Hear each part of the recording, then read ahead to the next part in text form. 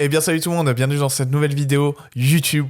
Oui, je sais, ça fait très longtemps que j'ai pas fait de vidéo YouTube, car il est enfin temps de faire le point sur le setup. Je suis vraiment désolé parce que avec l'activité en ce moment de Bitcoin, l'incertitude, etc., j'ai préféré juste laisser Bitcoin se développer et être sûr du setup pour vous faire une vidéo. Ça fait quelques jours que je suis plutôt sûr du setup qu'on a sur BTC. Enfin, j'ai compris tout le développement qu'on a fait, tout ce range. Et donc, je vais vous donner, moi, mon analyse. Donc, c'est parti, on va faire le point sur Bitcoin. Allez, let's go. Donc tout d'abord, j'ai envie de revenir sur le setup que j'avais fin novembre sur le bottom de Bitcoin à 81 000 $. J'étais parti sur un setup de 1, 2, 3, 4 et 5. Donc actuellement, on était dans un rebond de 4 et on allait dump et faire un dump de 5. Ok, donc ça c'était le setup de base. Sauf que en fait, j'ai remarqué qu'il y avait un problème. C'est quoi le problème exactement ? Vous allez le voir sur le prochain tweet, c'était ici. En fait, on a fait un rebond et ensuite on a fait un nouveau plus haut. Ce n'est pas possible. Et en fait, en décomptant justement ce dump, j'ai remarqué qu'en fait, on faisait 1, 2, 3, 4 et 5. Et donc, le bottom de 3 est ici et non là. Et ça change tout. Car en fait, le vrai bottom de 3 est ici. Et donc, actuellement, on a fait une A, B, C.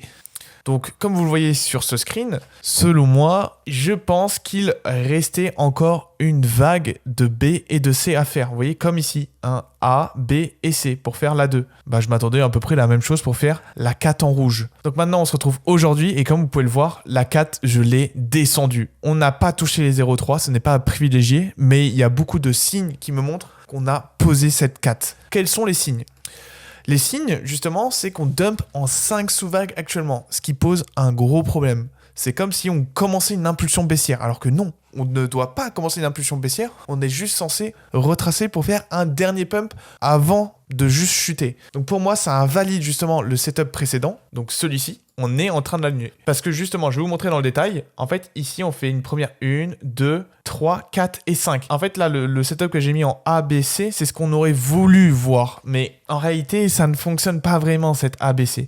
Elle n'est pas très, très propre. Donc pour moi, c'est pas une A, B, C ici, mais c'est une 1, 2, 3, 4 et 5. Ok ? C'est très subtil, hein, ça se joue à pas grand-chose, hein, qu'on soit d'accord. Ensuite, là, actuellement, en fait, il y a eu une confirmation bearish avec cette mèche. Comment ça se fait ? Comment ça se fait qu'un pump and dump confirme une tendance baissière ? Car on est d'accord sur cette dernière C, vu qu'on pump en 3 vagues et on dump en 3 vagues, on a une flat 3, 3, 5. 3, 3, 5, ça veut dire quoi pour les plus débutants ? Ça veut dire que notre première A en violette est en 3 sous-vagues. Donc vous voyez qu'on a 3 vagues vertes. Ok. Ensuite, on a 3 vagues rouges. Je vais les mettre un peu plus en évidence. Ok, on les voit bel et bien ici. Et du coup, pour finir, normalement, on est censé pump en 5 sous-vagues. Donc une impulsion haussière dans la C. Problème, énorme problème, c'est que, donc, en fait, on faisait bel et bien une première impulsion. Hein. Donc ici, on a une première impulsion. 1, 2, 3, et sauf là, bam, on fait une 4 en fait qui vient briser notre bottom de 2. Et comme vous le savez, en vague d'Elliott, lorsqu'on brise le bottom de 2 alors qu'on est en impulsion, ça invalide notre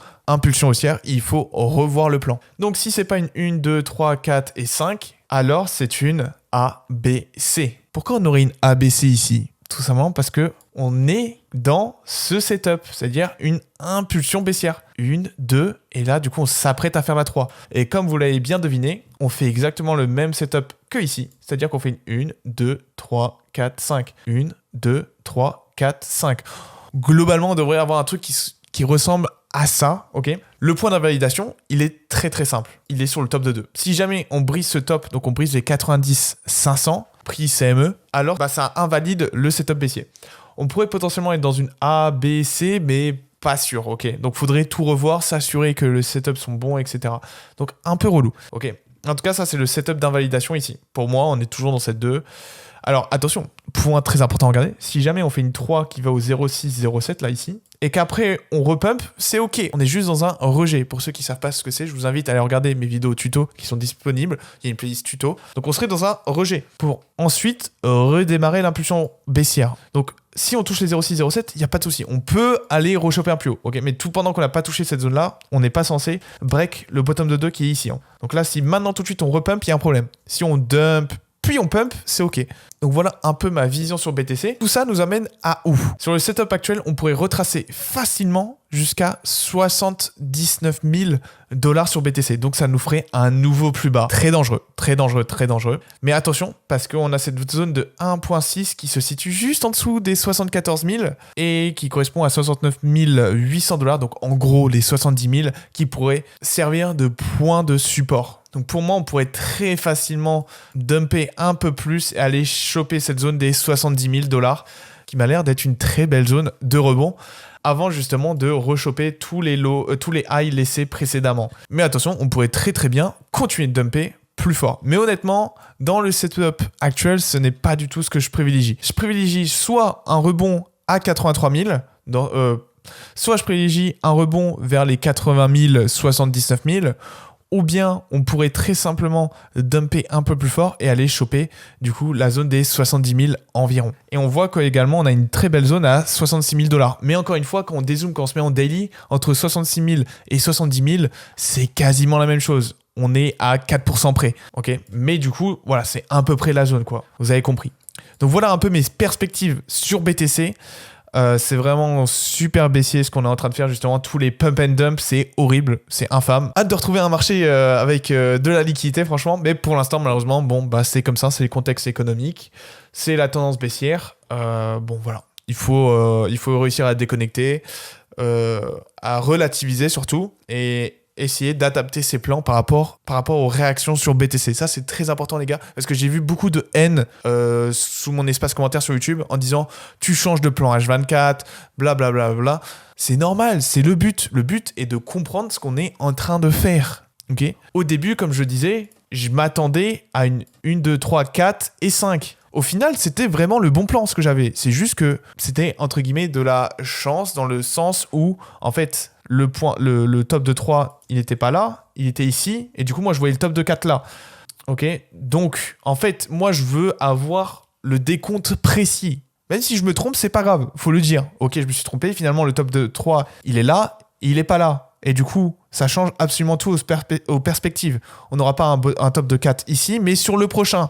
Et en fait, tout ça permet d'avoir une précision ensuite sur notre top de 5. C'est-à-dire la dernière impulsion baissière. C'est juste ça, il faut avoir de la précision. Il ne faut pas hésiter à remettre ses charts à jour. C'est normal de se tromper et de s'ajuster. Le but, c'est, encore une fois, d'ajuster son win rate. Est-ce que moi, j'ai été impacté par le fait de me tromper sur le bottom? Non. En soi, c'est juste que en 4 heures, ça me permet d'avoir une vision sur mes trades en scalping. Donc, dans tous les cas, j'ai long ici le bottom, mais je l'ai cut à 86 000. Je trade des points de pivot globalement. Donc, peu importe les niveaux où on est, ça ne change rien. Juste, c'est important, une fois qu'on a compris le mouvement en 4 heures, est-ce qu'il était bon ? Est-ce que ça valide tout le setup ou est-ce qu'il y a eu un problème quelque part? Alors on réajuste. Le but, c'est quand même de comprendre la tendance de fond. Ça, c'est super important. Du coup, vous pouvez dire tout ce que vous voulez en mode tu remets toujours en question, t'essayes de prédire. Bah oui, c'est littéralement le but. Le but, c'est d'essayer d'avoir une stratégie qui va être le plus juste possible pour essayer de nous donner des niveaux clés. Ok. Pour tous ceux qui ne comprennent pas ça, en vrai, il n'y a pas de souci. On peut discuter en vrai. On peut simplement discuter, mais n'insultez pas parce que vous êtes derrière votre écran. C'est vraiment trop facile de faire ça, honnêtement.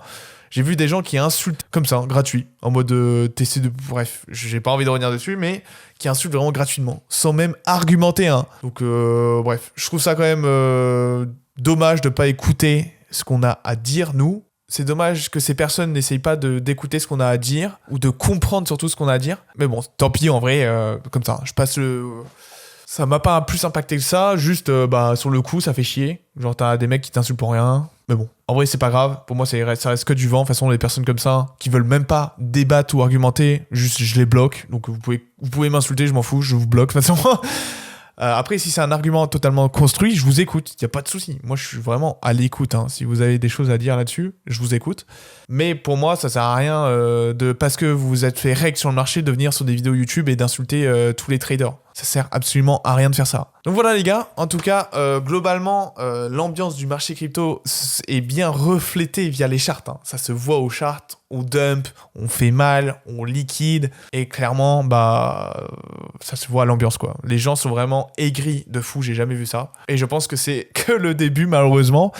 On aura bel et bien des phases de hausse, mais ce n'est pas à privilégier et elles seront souvent courtes. C'est la fin de la vidéo, j'espère que vous avez bien aimé. N'hésitez pas à lâcher le petit pouce bleu, l'abonnement. C'était Marty 4K les gars, et on se retrouve pour une nouvelle vidéo.